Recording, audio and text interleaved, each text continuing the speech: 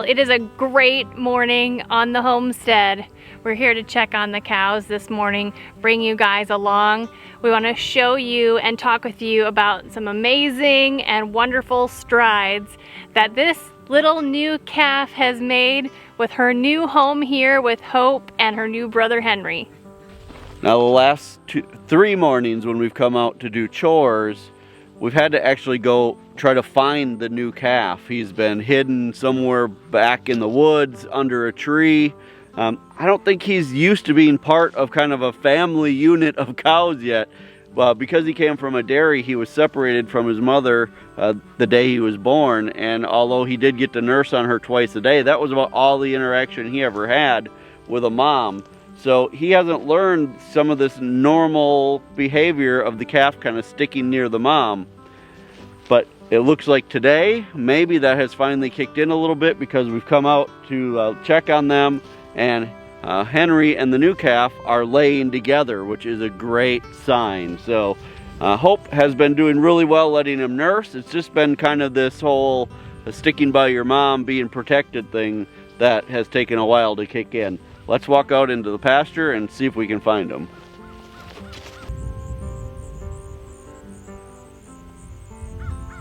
I don't know if you guys can see them, but the calves are way over there laying together, and Hope is eating over in another part of the pasture there, but they can see each other. They're just kind of far away. So let's go check on the calves, see how they're doing this morning.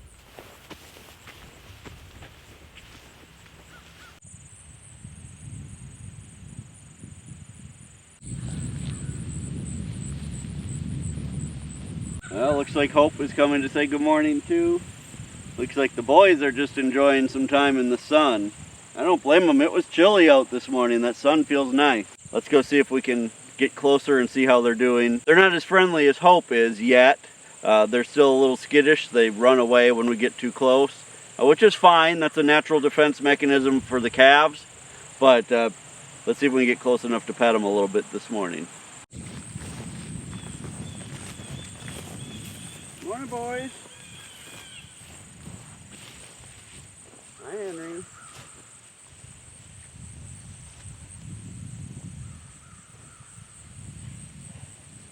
I think they're going to head over and try to get a drink for Mama. Let's see what happens.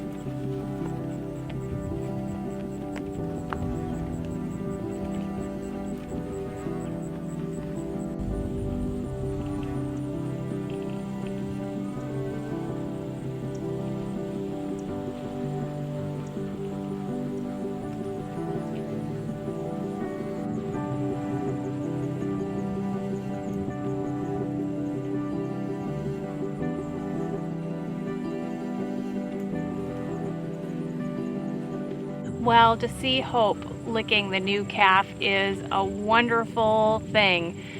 That really does mean that she's taken him on as her very own calf, and this is just a wonderful thing to see. Over the past few days, we've seen her allowing him to nurse from her, but we haven't seen her make that physical connection of her licking the new calf. So to see that this morning is so exciting. We're so happy that we were able to capture that on camera for you guys. It's such a special moment. Well, over the past few months, we've been so busy with gardening and all of that. It's been a while since you guys have really gotten to see a lot of the animals around the homestead. So today we're going to take you around. We're going to check on all of the animals. We already checked on these guys. Let's go let the ducks and the chickens out for the day and give them some freedom.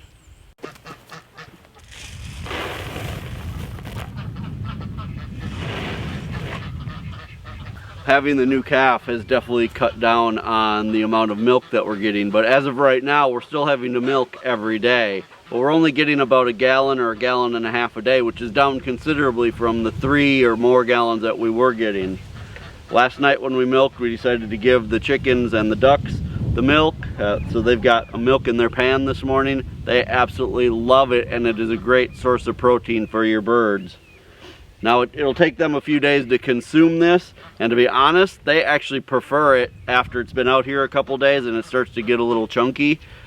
Not something I want to consume, but they love it that way, and actually it's better for them once it has soured and has that good bacteria in it. Unlike pasteurized milk, raw milk won't spoil, it'll sour, which means there's good bacteria growing in it, and it just really makes it a healthy thing. Let's let the birds out.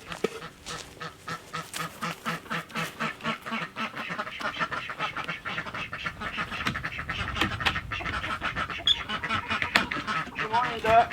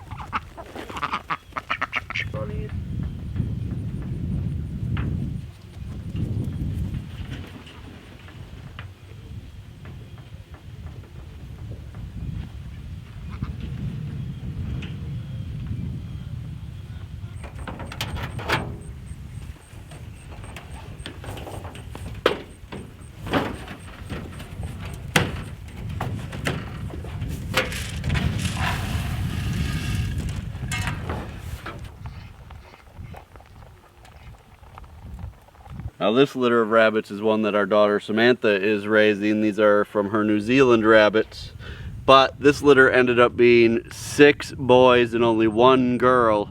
These will be going into the freezer before too long.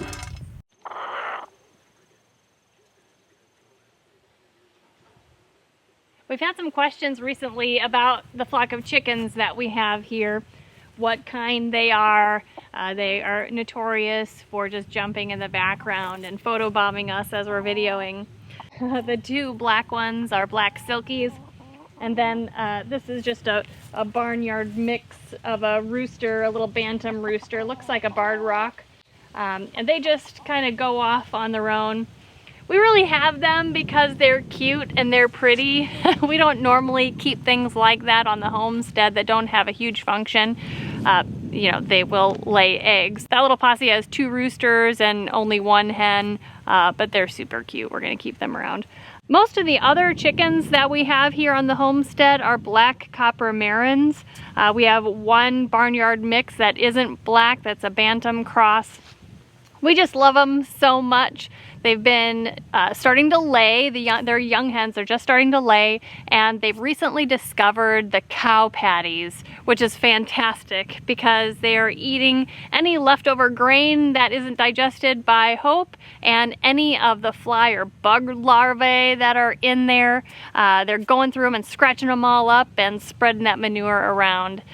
The one thing I'll have to say about these chickens is they don't necessarily like to nest in their nesting box. They're very creative about where they have been laying. It's been kind of an Easter egg hunt these days, but yesterday was a weird day. Kevin was hunting in the afternoon, so I didn't want to come over and disturb anything and gather eggs. So I left them for this morning so that we could gather eggs together and we could show you just the kind of Easter egg hunt we go through every day to collect their eggs.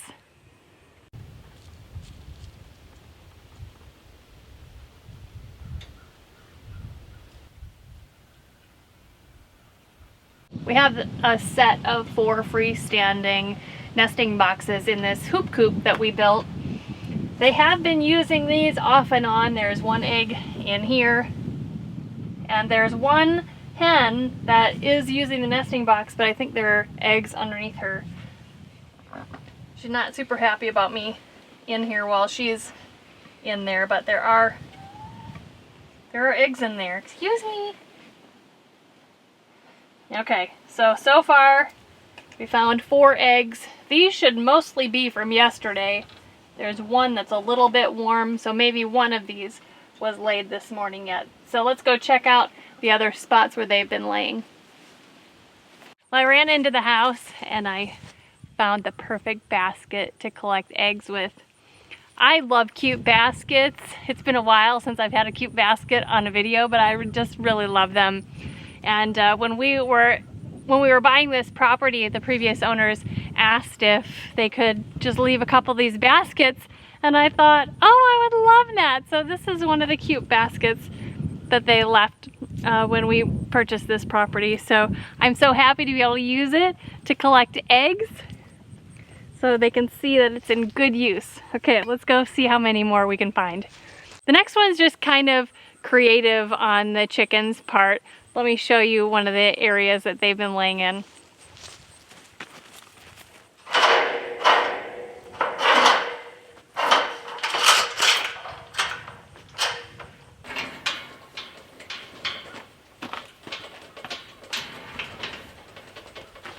So right here, you may not know what this is right here, but this is a rabbit nesting box. So when the rabbits are about to have their babies, we put one of these in with them, and then they build a nest in here and have their babies way in the back. But I have found that the chickens have thought that this would be a great nesting box for them, and they have been laying in here every single day. And it looks like they have laid 4 eggs in this nesting box.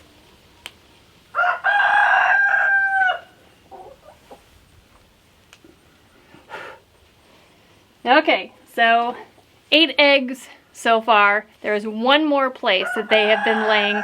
Let's go see how many are in there. We have to come through here.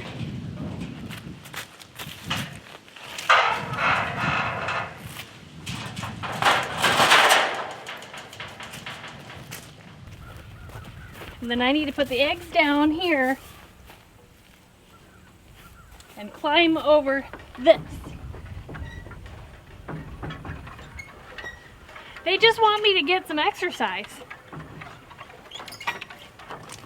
So the chickens have found a little cubby. Well, they've actually made a little cubby right in the center here. So here's an open bale. Here are some full bales, and right down in the middle here, they've created a pocket where they are laying eggs. And it looks like there are 3 eggs in there. And one of them is gigantic. Look at this. Look at this egg. You can see these are 2 like normal sized eggs. This one has got to be a double yolker. Look at the size difference. Wow, jackpot on that egg. Anyway, so you're probably wondering, why didn't I just open this gate and come into this barn? Well, because it's triple wired shut, these gates are, because about a month ago or so, the cows that are still living here on this property, the previous owner's cows, they're still here. And Kevin and I have talked a couple of times that we plan to buy some of them in the next month or so, this fall anyway. So a month ago or so, somehow the cows got in here and they started eating the bales of hay right, off the side. So you can see that some of our bales look a little bit rough. That's because the cows got in here and started eating them. So we had to really wire all of these gates and all these panels, like triple wire them so that they can't get in here. So it's just not easy to open and close them. It just is easier for me to just climb over them and come and get the eggs. But anyway, those are the 3 spots, you guys, that these crazy chickens are laying in. It's not that big of a deal to me. It doesn't irritate me at all that they're not in the nesting boxes. At least I know where they're laying and I can come and collect the eggs. If it were that big of a deal, we could just lock them in the hoop coop for a couple of days, basically retrain them to lay only in those nesting boxes, and that would do the trick for a while anyway, until they, you know, were out exploring and we're like, ooh, I need to lay an egg. Let me find a cozy place to lay and find another place. But I just think it's cute and it's just kind of fun to go on a little Easter egg hunt every day for the eggs. And I get some exercise and get to climb up and down gates like this a couple times a day. So I just wanted to share that with you guys. Now it's time to move on to other chores.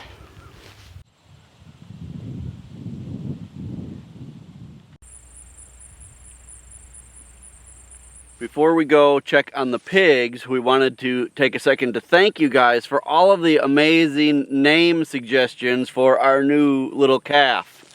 We've narrowed it down to 4 choices, and we're going to actually let you guys decide what the final name will be. Before the last video, we hadn't even started thinking about names. You know, things were just going, you know, we were just trying to make sure everything was going okay with the new calf and everything. So thank you guys so much for just going ahead and suggesting names. We thought it would be so fun to have another name that started with an H. You guys thought so too. Lots and lots of suggestions of names that started with H. So like Kevin said, there are 4 that you guys are going to pick from, and that will be on the poll, will be on our community tab, which we will link below how to get there if you don't already know how to get to our community tab. Right. So the 4 name choices that you're going to get to choose from are Howard, Harold, Harvey, and Hudson. So those are the 4 name choices. We need you guys to go to our community tab after the end of this video. You don't want to miss the pigs, so don't go now. Go after the video and vote for what you think the new name of our calf should be. All right, let's go check on the pigs. Well, we're about to go check on the pigs, but we are just walking by the old duck coop, which we've actually recently converted into the new chicken coop for our 2nd flock. We have 6 new hens, 1 old hen, and our old rooster that are living in this, but we just realized, okay, so it's like 1 in the afternoon. We came to look at them as we were walking by, and look where all the chickens are. All 6 of the new hens are roosting in the coop. These new chickens are so weird. It's strange how every flock is just a little bit different from the next. These guys apparently like to spend time in the coop. It's very strange.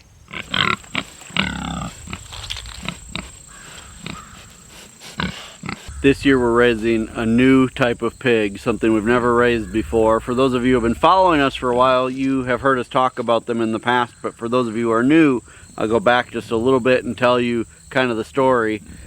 This spring we were searching for a type of pig that we could raise not only for meat, but to actually have breeding pigs here on the homestead. We didn't really want huge full-size pigs because they can just do so much damage to your landscape, and they really are kind of intimidating to raise on a smaller scale like this.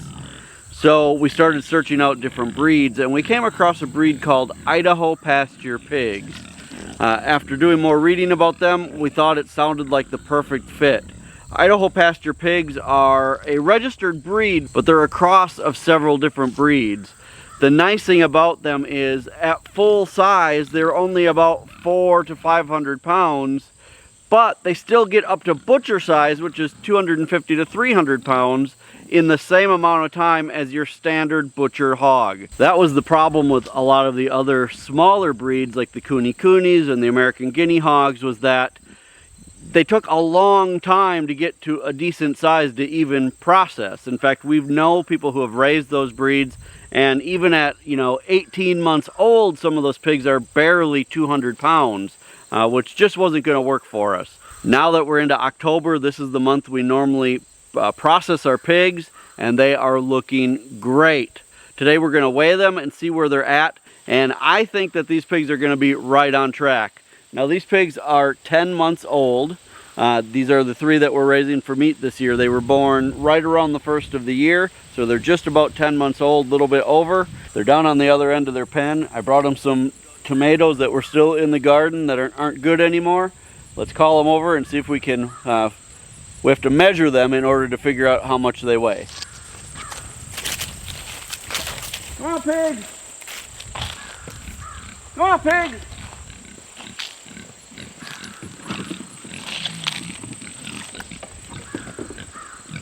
I'm not going to give them all of them at once. Hey guys!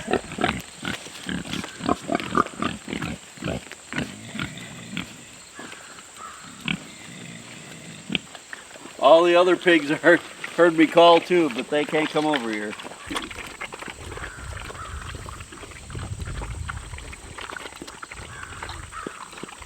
$49.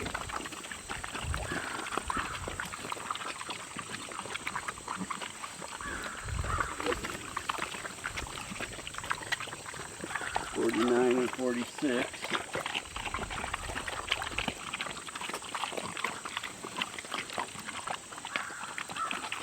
$50.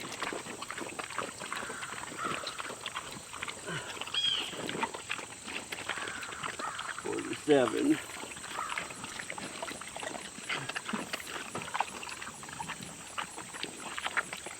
$48.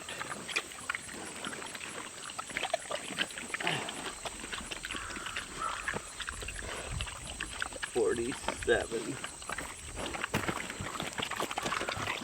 All right, I've got all of their measurements. Let's figure out how much they weigh. All right, so I figured out how much all 3 of them weigh. Now, for those of you who don't know how to figure out how to do this with a tape measure, it's super easy. You measure from between the ears to the base of the tail, and then you measure around the pig right behind the front legs. You take that measurement around and you multiply that by itself. Then you multiply that number by the length, and then divide everything by 400, and that will give you the approximate weight of the pig. So we have all 3 of these weighed. Let's start with this one right here, since it's standing right here. Now, when we're looking at how much we want them to weigh at butcher time, we're looking at somewhere between 250 and 300 pounds to be ideal. The tan pig right here is at 265 pounds, so that is perfect, right in where we want it. The spotted one was at 276 pounds, so that one is right there as well. And then the mostly black one was at 259 pounds, so a little behind the others, but still in the range that we're looking for, which is awesome. So we're in the same time frame that we would be with a normal, full-size, butcher-size hog, and these guys have made the cut.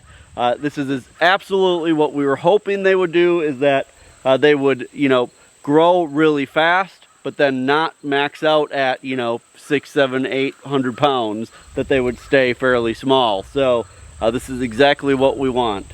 So we're actually going to start processing pigs probably next week. And we'll probably start with the biggest and work our way down, give the smaller ones a little more time to grow, and they'll be ready for the freezer.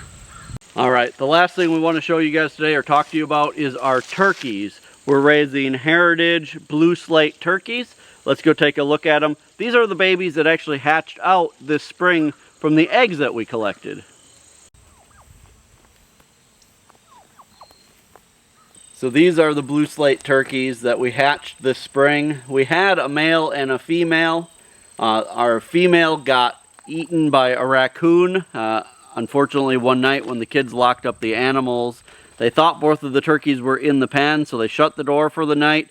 The female was actually hiding in one of the bushes. She had made a nest, and overnight she got attacked by a raccoon. So we ended up processing the male because there was no point in having a male all by himself. But before the female was killed, we had collected a bunch of her eggs, and these are the birds that had hatched out of her eggs. We ended up hatching, I think there were 9 to start with. We lost 1. We have 8 of them now, and they are actually growing really well. They've done really well all summer.